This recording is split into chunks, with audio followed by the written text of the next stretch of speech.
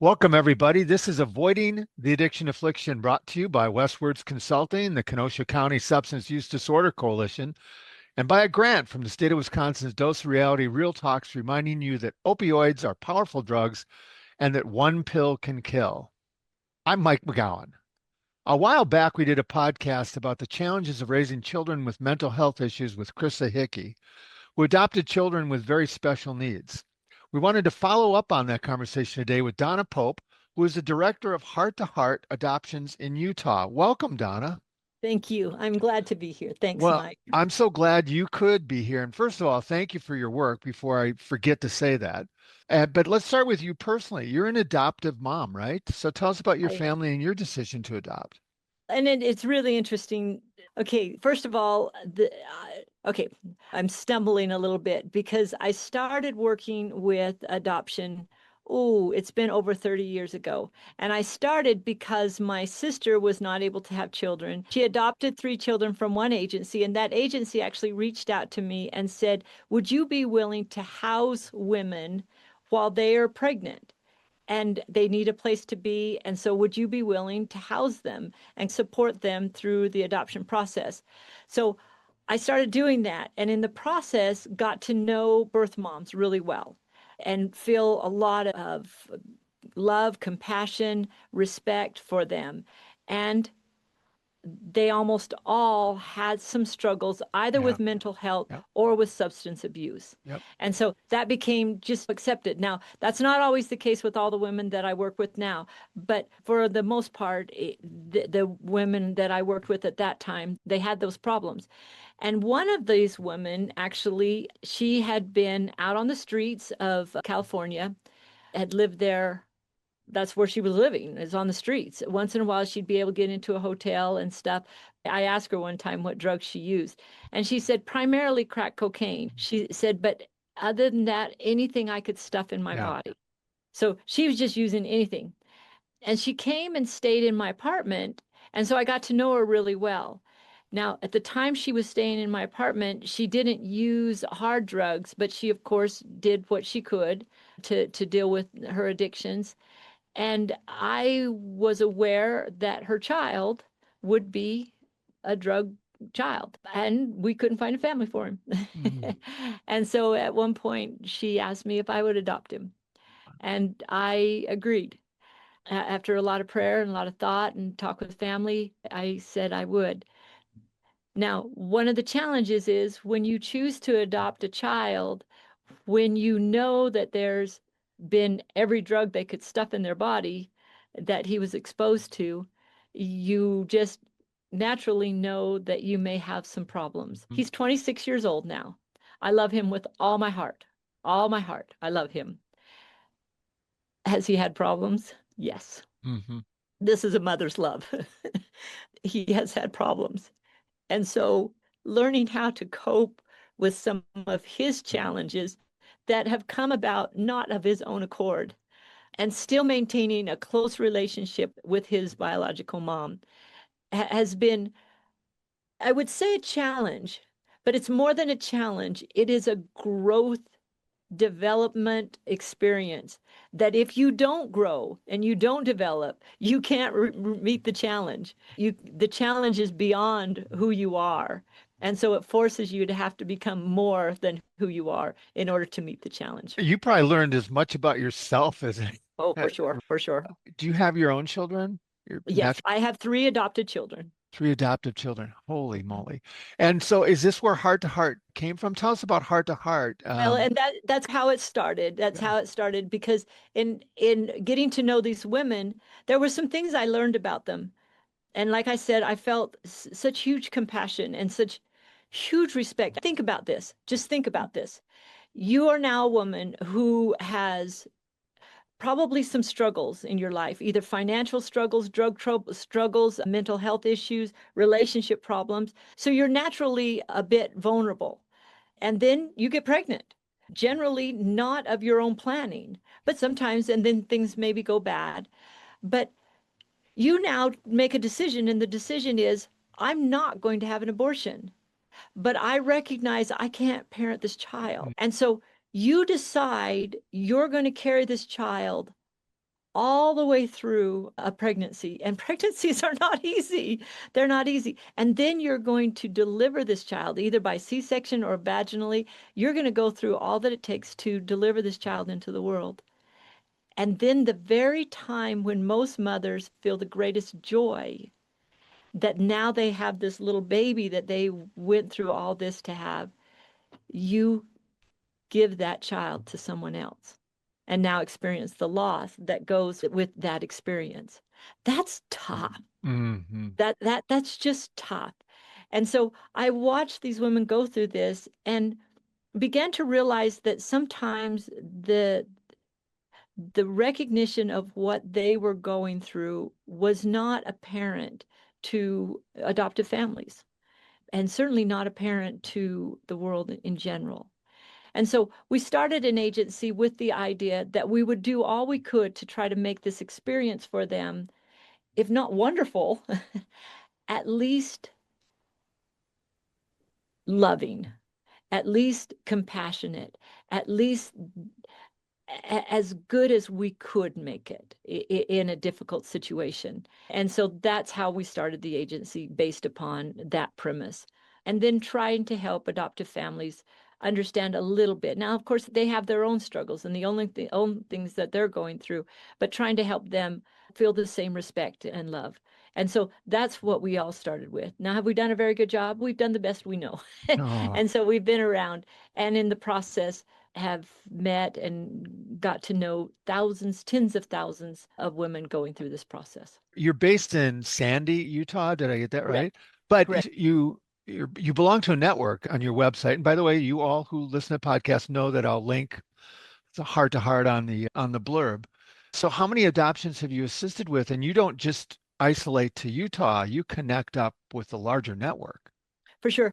We have done Oh about 2,000 my. adoptions. And we work with women, not everywhere, because it depends on the states and the laws of the Yes. states. And so where we can, we have learned that these women need options, that they need, a lot of times people feel like they need to work with just the person that's local to them. And sometimes that works really good. And other times they need to get away, that they need to get out of the situation that they're in, or they need to work with somebody that's not local and but nevertheless they need options, and so we work with women all throughout the United States. For those not familiar with it, just tell us a little bit about how the process of adoption goes. Because I think a lot of people who don't know would probably get their impressions based on a television show they saw. Yeah, I don't know that I've seen very many television shows that represent it very well. No? uh, Well, shocking, shocking. yeah, what a surprise. No. So if we look at it from both sides, so when we think of adoption, we always think of it used to be called the triad, but now we've called it the constellation. So there's four people involved in every adoption. There's the birth mother, there's who is responsible for the child. So first and foremost, the child, and then the birth mother, and then if there's a birth father involved, then the birth father, and then the adoptive family. So we've got those four different partners and people.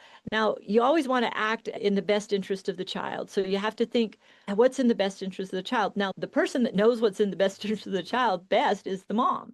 And she has to evaluate, should I parent this child? Should I abort this child? Or should I place this child for adoption? And if she comes to the decision that she wants to place the child for adoption, then she has to make the decision of where, how, with whom. And almost all women need support in that. They need support in what options do I have?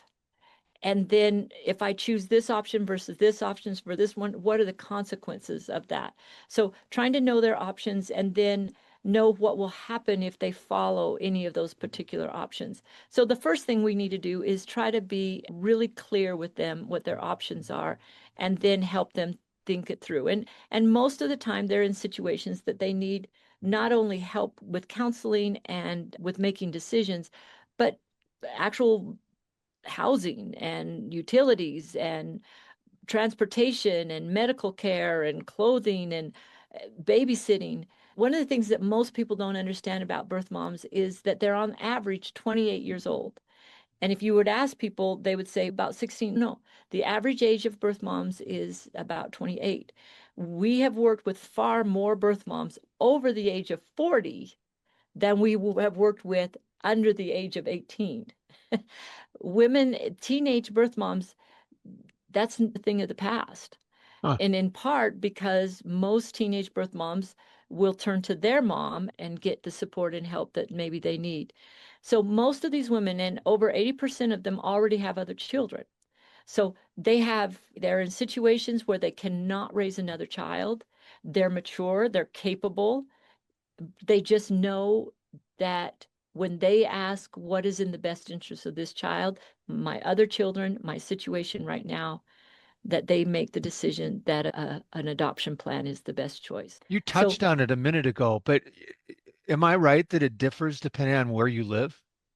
The what do you rules, mean? regulations, and Oh, yeah, to some degree, but not tons, not tons, because so the first thing they need is just someone to help them through the options. The second thing they need is someone to help them get through the pregnancy or make a decision what to do with the child. So sometimes that's actual physical support.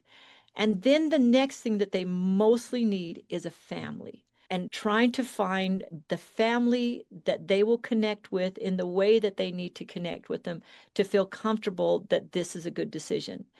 Every birth mother has a dream in her head about what she wants for this child.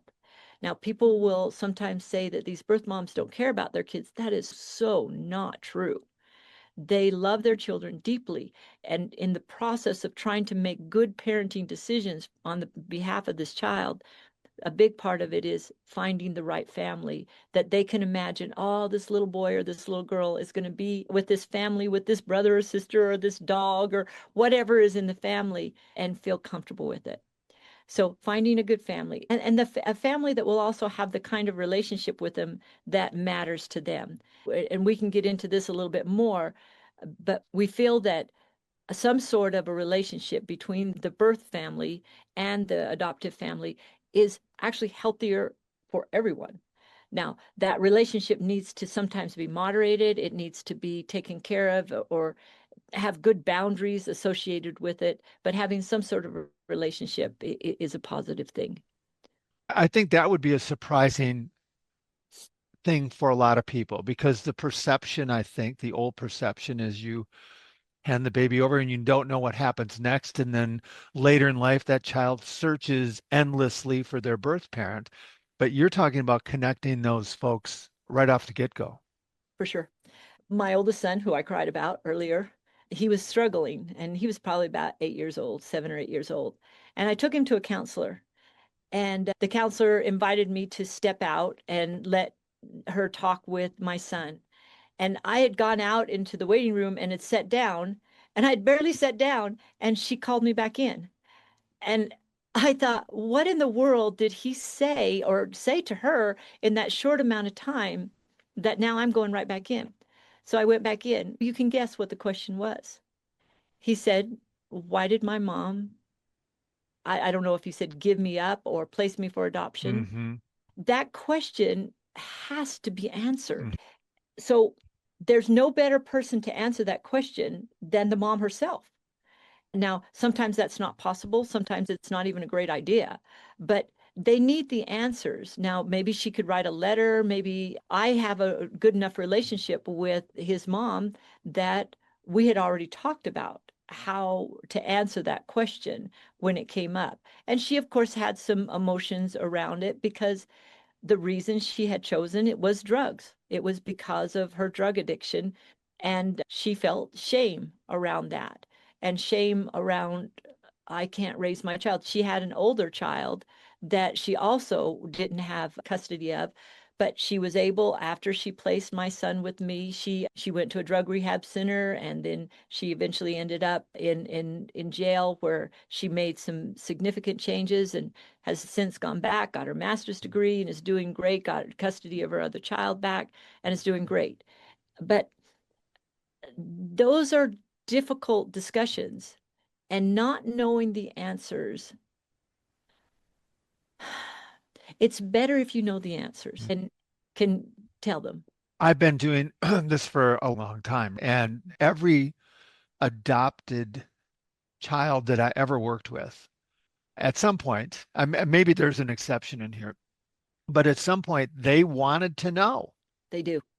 And they wanted to know why, what's up, how do I look, and it doesn't reflect poorly on the adopted parents. It just is that curiosity, like what were the circumstances of it? We all want to know. Yeah. Every one of you look at the commercials about people that get their DNA and find out they're from Ireland and now they're dancing around in a Yeah. skirt. And we all want to know. We all want to know who we are, where we came from. We all want to know these answers.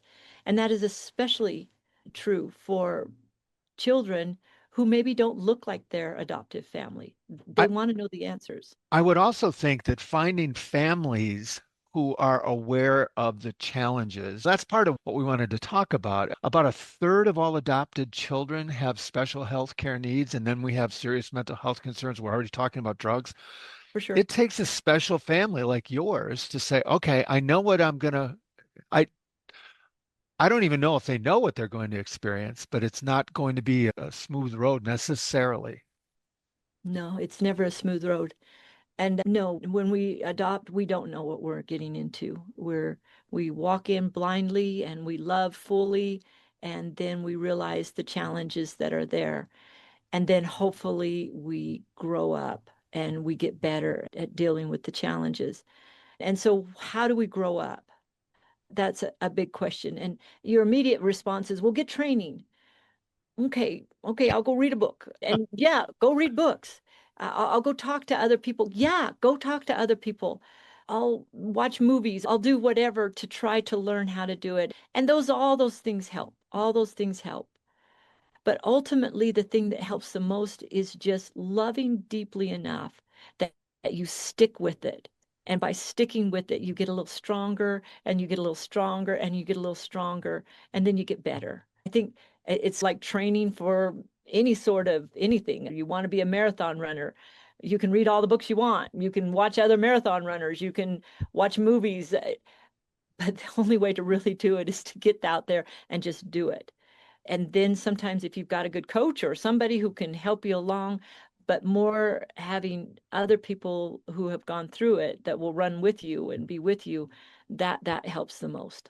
I know you heard the conversation with Krissa and her son with schizophrenia because you contacted me after that. Yeah. And she moved from Chicago to a rural part of Wisconsin simply to provide better environment for her son. Even though there were less services, I think the thing that stuck out the most when I talked to her is she was afraid that his behavior would be viewed in a different way. And she thought his life was at risk. So she wanted to get him out of an environment where people didn't understand it. So that community support, I would think, is also important. I just want to hug her. Mm. Seriously, I just want to hug her. And I just want to say to every adoptive family who makes that big decision, who looks at their situation and says, I got to do something different for this child, for these children. And they suck it up and they just do it. I just want to hug them and say, yay for you. Yay for you.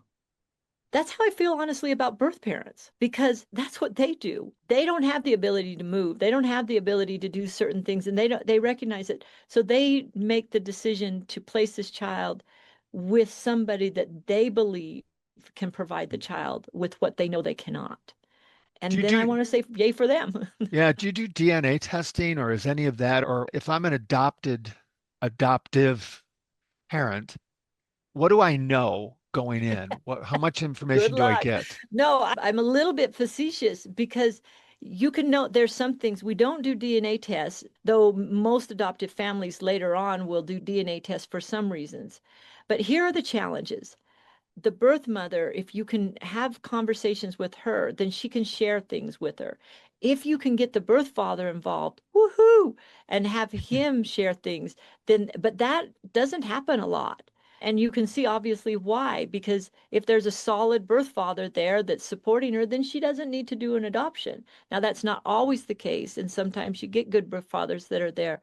So even for her sharing about herself, We then do what's called social and medical histories, where they write about their parents and their brothers and sisters and any drugs that they've been on or any heart diseases or anything that run through their family line. You can get some genetics in that way, and that's really important. You can also get medical records or at least some medical records that tell about the situation as well. But ultimately, even with all that information, you go into it blind. You go into it without a lot of knowledge of what's going to come down the road. And so adoptive families have to be ready and able to do that. They can gather all the information they can, but ultimately there are things that you're never going to know. You just won't. And why don't you know them? Did people not gather enough information? There's only so much you can gather, and some of the information may not be true. And so you have to accept the fact that you may not be getting accurate information. You go, that's not fair. No, it's not, but it is what it is. And so going into an adoption, knowing that's the case. Again, I asked my oldest son what drugs, and she couldn't give me an honest answer. Mm. Not because she didn't want to, but she didn't know. She didn't know who the father was. Now, eventually we figured it out and we figured out who he was. And if I look at his genetic history, whew, that's craziness. And so going into it without a lot of knowledge is a challenge. And I think that's just, there's some of that is normal because I've spoken to lots and lots of people over the years and on this podcast specifically who had their own issues, misdiagnosed forever For sure. or overlooked in some ways. And then you find out, and then there's a giant aha as they're finally treated for what they've had all along. For sure. And that's just people who are looking, let alone people that don't know. Yeah. Yeah. And so this is a bad story. Should I tell you a bad story? You can do it. Sure. It's a You tell podcast. me You can do whatever whatever you stories want. you want. I had one adoptive family, and I say it because how I handled it was probably not very good. They were worried. They were super worried about, you know, what's going to happen. And will this particular birth mom, will she place the baby for adoption with us? And that was her big concern. Their big concern was, what if she changes her Mm. mind? What will we do? And my response was, woohoo. And they go, what? I said, I don't mean that it's a wonderful thing. In fact, that's part of the problem is much of the training that we think of to try to become better, stronger people comes through heartache. And just the process of going through adoption, it can be really fun and it can be really easy, but not very often. Most of the time, it comes from several major disappointments and several really heart-wrenching experiences. And so, why would I say woohoo? Because what is the mom going through? Mhm. Major disappointments, heart-wrenching experiences. And so, when we've gone through some of those ourselves, we are better able to connect with others who are going through them themselves. And we're able to be a coach running along in the marathon of adoption to try to help each other as we're going through them. And so we call it being seasoned. Families that go through real tough stuff, they become seasoned. And you love those families and foster families.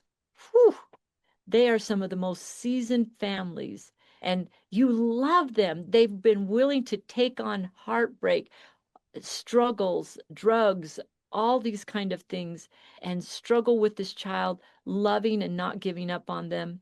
And they become seasoned in the process. You don't, this isn't a one-off either. You are continuing to provide help and support and services all the way through. And Donna, you blog, you're online, you have a podcast of your own. What do you Mhm. hear most from adoptive parents? What are they concerned the most about? I don't know if most, that's a hard thing to do because they all are concerned. Most adoptive parents choose to adopt a newborn. And the idea is, if I'm going to take this newborn and I'm going to raise this little girl or little boy as my own, and they're going to just be wonderful. And sometimes that's the case. Sometimes that happens. There are families that are a little more prepared to take a 2 month old or a 5 month old or a year old or a 2 year old. And immediately they know that they're taking on additional that are not just genetic or in utero problems, but there are some parenting challenges that will come with those children. And they take on those challenges. And sometimes they just do amazingly well.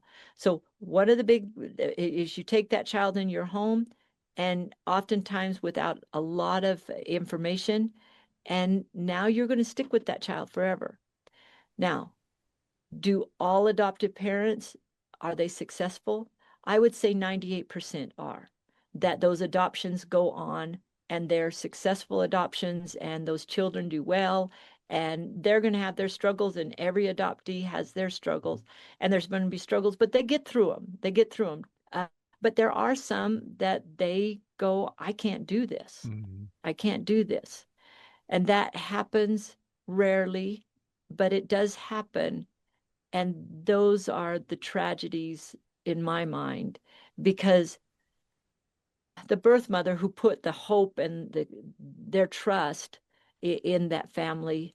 And that's, if I were to look at what one of the biggest concerns birth parents have, it's that if they place this child, that the family will not want them, that they will at some point say, I don't want this kid anymore. They're afraid of that, and that rarely ever happens. But it does happen once in a while.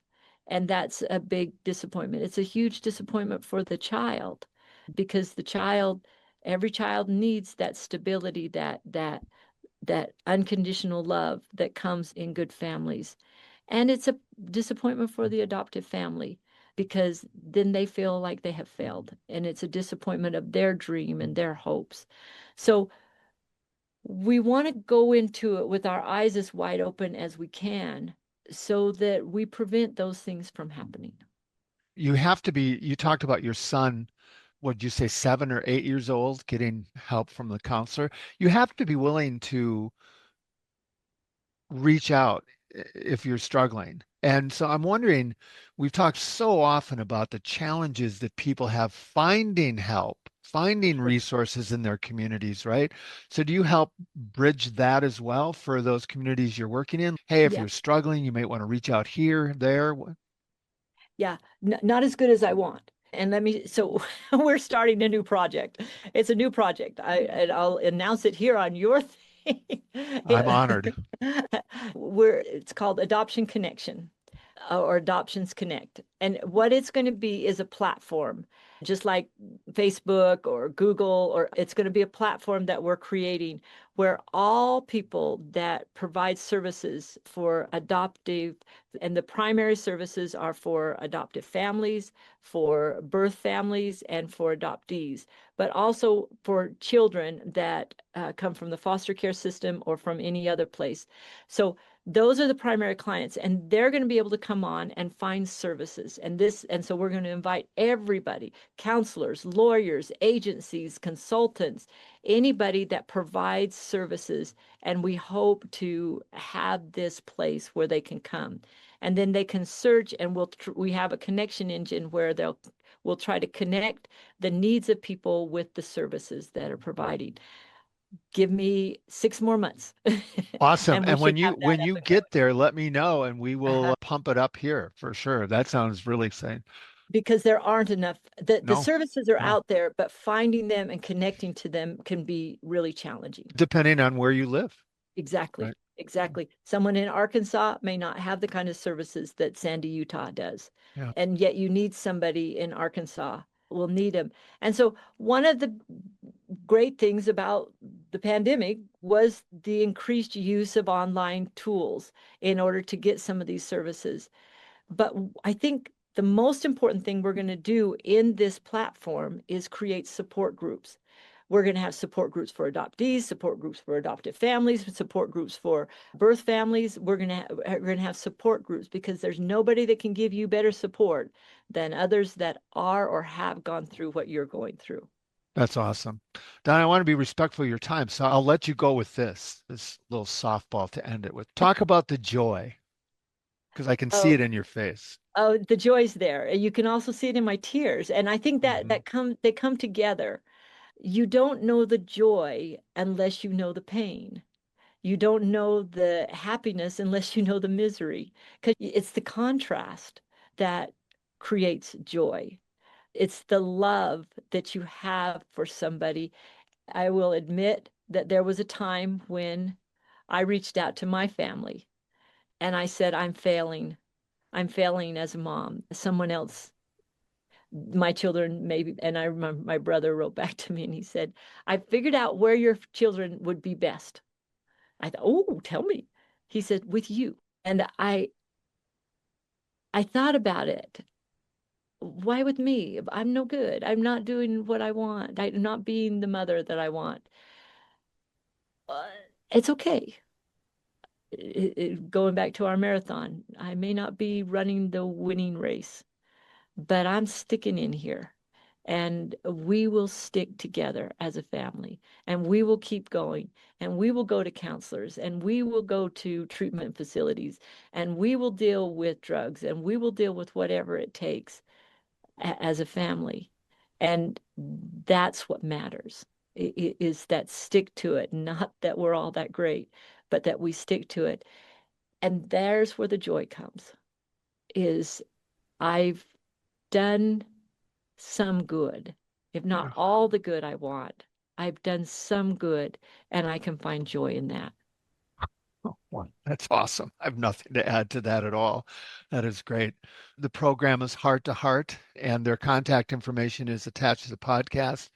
For those of you listening, watching, we hope you find that hope, love, courage, and support wherever you are. As always, thanks for listening. Be safe, be healthy, and love the ones you're with.